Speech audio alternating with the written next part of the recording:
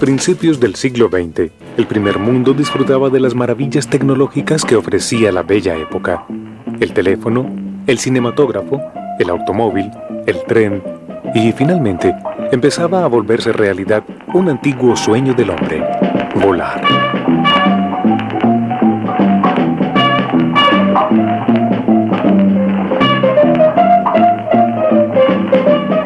Mientras tanto, los países de América Latina, como Colombia, seguían en el siglo XIX, alrededor de la cocina de leña, el caballo, la agricultura manual y las confecciones artesanales. Sin embargo, en la región de Antioquia, en su capital Medellín, se gestaban las condiciones sociales y económicas para el surgimiento de un gran centro industrial. Al lado de una acumulación de capital proveniente de la minería, del comercio y de la producción de café, se formaba una clase dirigente trabajadora y disciplinada. Desde 1910 hasta 1926 hubo 3 presidentes de la República nacidos en Antioquia, una élite intelectual sin precedentes y, sobre todo, un grupo de hombres con gran espíritu empresarial, entrenados en la capacidad de riesgo, la eficiencia y el trabajo en equipo. En los cielos de Antioquia empezaron a ejecutarse las primeras hazañas aéreas que llamaron la atención de la gente. En 1845, el argentino José María Flores se elevó sobre Medellín en un globo inflado con gas de petróleo. En 1875 estuvo de paso por esta ciudad el joven mexicano Antonio Guerrero. A lo largo de 5 presentaciones, desde un trapecio en un globo elevado, realizó todo tipo de piruetas que hicieron las delicias de los espectadores. John Smith era canadiense, vino en 1912 a Barranquilla y trajo el avión por mar, por tierra, por río, por mula hasta Medellín, y en 1913 armó en el teatro, en el Salón España, hoy creo que se llama Teatro Sinfonía, que originalmente era una fábrica de cerveza que se llamaba La Guapa. Voló desde Bagatela, que se llamaba La Pradera, una finca que queda al lado del Campestre, no se explica uno cómo porque eso es una falda. Y ahí, de ahí salió, dio una vuelta sobre Medellín hacia Envigado. En junio de 1919, el norteamericano Knox Martin hizo un vuelo sobre Barranquilla en un avión Curtiss llamado El Bolívar. En 1920, Francisco González, alias Pacho Bola, realizó una arriesgada maniobra en su propio avión sobre el terreno que luego sería el campo de aviación Las Playas. Logró elevar su nave sin dificultad, pero minutos después tuvo que aterrizar de manera forzada, fracturándose las piernas, de donde salió el dicho: Pacho vola, pero no aterra. Algunos empresarios antioqueños empezaron a interesarse por la naciente aviación, antes que en muchos otros lugares del mundo, motivados por buscar salida al aislamiento geográfico de esta región rodeada de montañas. En 1919 fundaron la primera compañía de aviación de América y una de las primeras del mundo, la Compañía Colombiana de Navegación Aérea. Gonzalo Mejía y Guillermo Echavarría fueron 2 de los visionarios que hicieron posible esta hazaña. A conversar usted y yo sobre Gonzalo Mejía, mi padre. Entonces, estando muy jovencito, se murió su padre y heredó una gran fortuna, y entonces se fue para Europa. En Europa, los viajes a Europa, pues se gastaban 2 meses en el viaje. Mula, champán y buque marítimo. Entonces él se fue para París y recorrió Europa. Y cuando regresó a Medellín, él empezó con todo lo que había visto.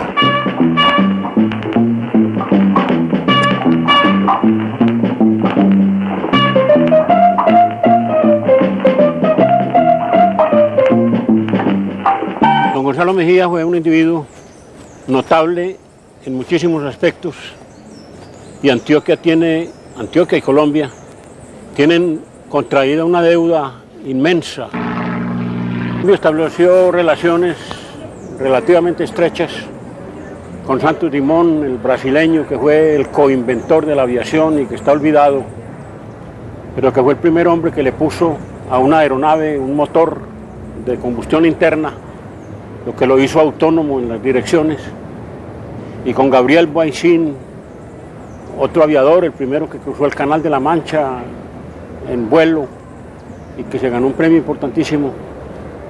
Y entonces se enteró de cómo iba la tecnología mundial muy a fondo. En 1907, el joven Mejía regresó a Medellín con un ruidoso automóvil empacado en cajas y un mecánico para armarlo. Este suceso fue toda una novedad para sus habitantes de Ruana y Pies Descalzos, para sus damas de pañolón y mantilla. Gonzalo Mejía, exiliado durante el gobierno del general Rafael Reyes, tuvo que partir primero a Ecuador y luego a Europa. Desde allí, en 1908, siguió con especial interés las hazañas realizadas por los hermanos Wright en Le Mans.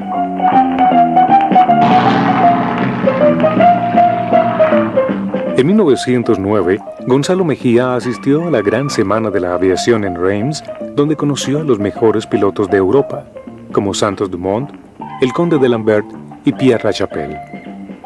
El joven regresó a Medellín en 1911, después de un desastroso viaje en barco de vapor, esquivando bancos de arena por el río Magdalena.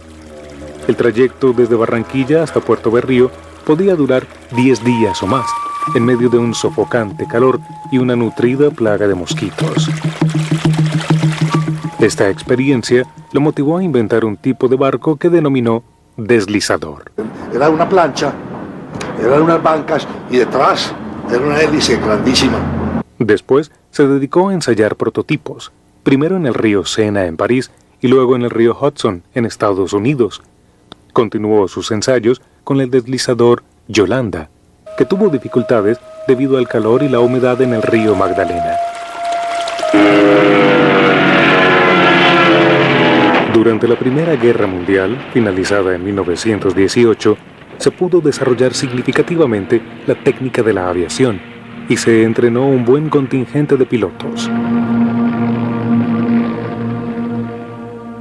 Me contaba que a mediados de septiembre de 1919, un primo suyo, Pablo Echavarría, le mostró una revista francesa en la que figuraba que la casa Farman de aviones de Francia estaba vendiéndolos de la Primera Guerra, y a mi papá se le ocurrió ir donde su padre y decirle: vea, Antioquia y Colombia es un país muy montañoso.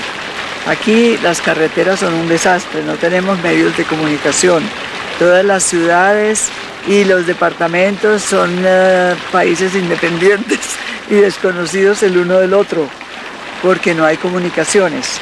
¿Por qué no juntamos un grupo de industriales y personajes de Medellín que estén interesados en que fundemos una compañía de aviación y pedimos unos de estos aviones? Efectivamente, en la reunión del 26 de septiembre de 1919, se aprobó la constitución de la Compañía Colombiana de Navegación Aérea y se establecieron sus estatutos. Su primer gerente fue el señor Guillermo Echavarría, quien a la fecha tenía 31 años.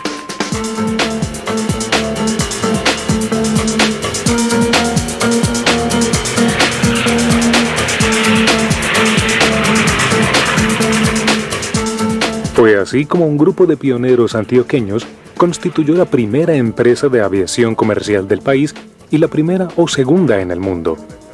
Estos pidieron a la fábrica Henry Farman de París 4 aviones biplanos F-40 de 4 puestos, cabina descubierta y motor trasero. Además, un avión F-60 tipo Goliath de 2 motores, también biplano, con capacidad para 14 personas. El gerente construyó en la ciudad de Cartagena el primer hangar que se hizo en el país, donde se encuentra hoy el Hotel Caribe. La Compañía Colombiana de Navegación Aérea, pionera en el transporte de pasajeros y de carga, lo fue también en el correo aéreo. El gobierno nacional les concedió, el 3 de diciembre de 1919, el derecho exclusivo para transportar los correos en el territorio nacional. En enero 5 de 1920 ya llegaron los aviadores, que eran dos, Jourdanet, que era el principal, y René Bazin, y dos mecánicos franceses también de la enviados por la misma compañía de Francia. El día 14 de febrero fue el vuelo de prueba. Imagínese usted, para traer esos aviones en tan pocos meses, en aquella época sin comunicaciones, eso llegó a Barranquilla y Cartagena. El vuelo de prueba tuvo lugar en febrero 14 de 1920 y febrero 15 fue la inauguración oficial, en que fueron en el avión Tulipán primero, que llamaban, que era Tulita Martínez Martelo, y mi papá. Luego, el 22 de febrero del mismo año se realizó el primer vuelo de una ciudad a otra, a Barranquilla, en la cual mi padre llevaba la bolsa de correo, el primer correo oficial que se transportaba. Este vuelo inicial entre Cartagena y Barranquilla, piloteado por Bazin, condujo los primeros pasajeros que pagaron tiquete comercial. En él se transportaron, además, las cartas selladas con las estampillas impresas especialmente para esta compañía. Después de una gran recepción de bienvenida, fueron organizados unos vuelos tipo Sport con el fin de satisfacer la curiosidad de algunas personas que querían ensayar sin demora tan novedosa experiencia. El avión Goliat desembarcó en la ciudad de Barranquilla, desarmado en grandes cajas. Su movilización para ser ensamblado en el aeródromo requirió la compra exclusiva de un tractor.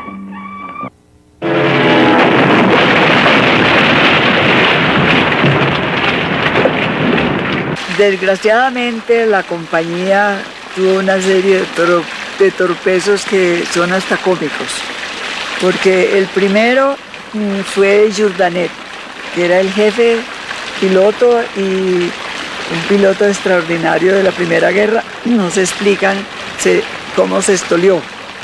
Se mató él, los pasajeros sobrevivieron. La empresa ordenó armar un segundo avión que fue bautizado con el nombre de Santa Marta y le solicitó a la Casa Farman el envío de otro piloto para reemplazar al fallecido Jourdanet. En vista de que la mayoría de las ciudades a cubrir estaban ubicadas a la orilla del mar o sobre el curso de un río, el piloto Bazin sugirió usar hidroaviones, con los cuales se podía acuatizar con mayor seguridad. La compañía estuvo de acuerdo y encargó los flotadores a la Casa Farman. Los pilotos de los hidroaviones llevaban como parte de sus equipos jabón y estopas para reparar, a veces en pleno vuelo, las soldaduras fundidas. Fue así como el piloto Bazin y el señor Guillermo Echavarría acuatizaron por primera vez en un hidroavión en el río Magdalena, el 5 de junio de 1920. Otro accidente fue que después de que se murió Jourdanet, que fue la primera víctima de aviación, y le hicieron gran entierro, entre otras cosas, en Barranquilla, trajeron otro aviador, Platoni se llamaba, y vino con la señora, una pareja sensacional, y se puso a volar y se cayó el avión. Y ya al final de su vida, muy tarde, Bazin, el aviador jefe, que no estaba en ese momento en el lugar de los hechos, le escribió que los mecánicos no le habían puesto gasolina al avión. Ante esta circunstancia, el gerente de la empresa ordenó armar el tercer avión denominado Medellín, también dotado de flotadores, cuyo destino principal era la ruta Barranquilla-Girardot. El otro fue que el aviador iba para Puerto de Ríos. Como no conocía bien, paró en otra población y al acuatizar se le dañó un flotador. Entonces tuvo que, muy ingeniosamente,